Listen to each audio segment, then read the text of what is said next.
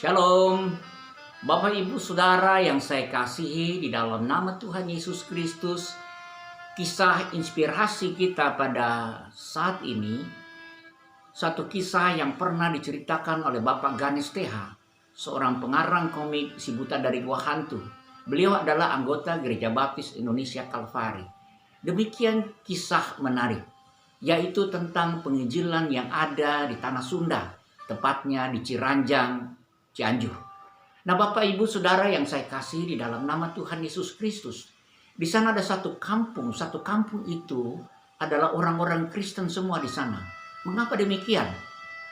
Alkisah, ada seorang pemuda, dia datang ke desa itu untuk memberitakan kabar baik tentang Tuhan Yesus Kristus. Kepada anak-anak muda dia ceritakan betapa Tuhan Yesus adalah Tuhan yang sangat mengasihi mereka. Tuhan rela meninggalkan tahtanya di surga, datang ke dalam dunia, dan bahkan lahir di sebuah kandang yang sangat hina. Tidak lain tidak bukan karena dia ingin mencari kita orang-orang berdosa, supaya saudara dan saya, kita sekalian beroleh keselamatan di dalam dia. Dia menceritakan, mari, ayo, percaya kepada dia. Dia mengasihi saudara, sekalipun kita banyak dosa, dia mau mengampuni kita. Itu sebabnya dia rela menjadi kurban, mati di atas kayu salib, mengucurkan darah, sebagai tanda penebusan, penyucian atas segala dosa kita. Pada hari yang ketiga ketika ia sudah mati, bangkit dari kubur. Dan setelah dia bangkit, menunjukkan dirinya kepada murid-muridnya, dia pun naik ke surga. Tidak lain dan tidak bukan untuk menyediakan tempat di surga, supaya di mana dia berada, saudara-saudara yang beriman kepadanya pun bersama-sama dengan dia di surga. Dan tidak ada seorang pun yang akan merebut saudara dari tangan dia. Dia begitu sangat mengasihi saudara. Dia ingin memberkati saudara dengan keselamatan yang tidak mungkin saudara bisa beli di dalam dunia ini. Saudara bisa bayar dengan seluruh seisi dunia ini. Tidak mungkin.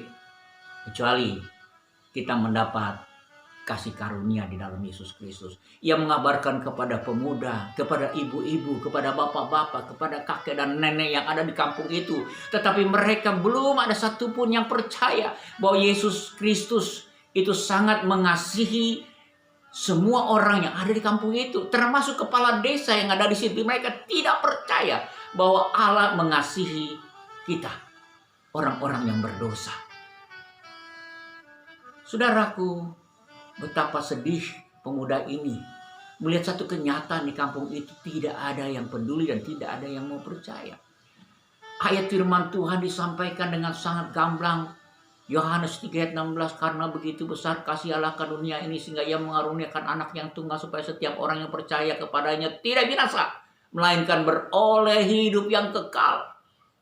Namun tidak satu pun yang mau mendengarkan bahwa Allah mempunyai kasih terbesar bagi manusia, bagi kita sekalian orang-orang berdosa, bagi orang-orang yang ada di kampung itu. Tidak ada yang percaya. Dalam keadaan, dalam perenungan, sambil menjaga asa, hujan pun turun dengan sangat deras di kampung itu. Dan kalipun sudah terasa banjir di sana, tiba-tiba ada orang-orang berteriak, tolong, tolong, tolong. Kenapa? Coba lihat di situ ada anak yang hampir tenggelam. Siapa yang mau menolong? Ayo tolong, tolong. Semua pada kumpul di sana, tetapi tidak ada satupun orang yang mau terjun menolong anak ini, berusaha menolong anak ini. Tetapi anak muda ini, penginjil muda ini, dia tidak peduli dengan apa yang ada. Dia bilang, Tuhan mengasihi dia, dia harus selamat. Lalu dia terjun, dia menolong anak itu, dia meraih anak itu supaya anak itu selamat.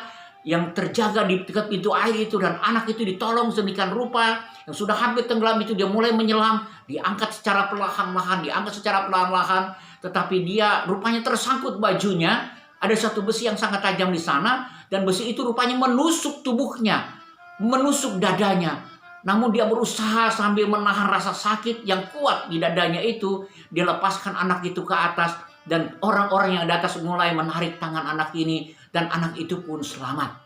Tetapi malang pemuda tadi yang sudah menolong, penginjil muda ini, mati tertusuk di pintu air. Hujan pun reda. Banjir pun segera berlalu. Air pun sudah mulai surut. Dan pemuda ini pun sudah tidak bernyawa. Rupa-rupanya anak yang ditolong itu adalah anak kepala desa. Dan ketika kepala desa melihat dan menyaksikan, kepala desa itu dia melihat anak muda ini, tidak tahan dia menangis. Dia tidak berkata bohong bahwa Tuhan yang mengasihi. Karena dia sudah buktikan bahwa dia mengasihi anakku yang hampir mati ini. Dan dia rela mati demi anakku. Tuhan Yesus adalah Tuhan yang betul-betul mengasihi kita. Dan akhir dari cerita itu, seluruh kampung itu akhirnya beriman kepada Yesus Kristus sebagai Tuhan dan Juru Selamatnya secara pribadi. Saudara, Allah mencari mereka yang berdosa, supaya mereka yang berdosa akhirnya memperoleh keselamatan di dalam Yesus Kristus.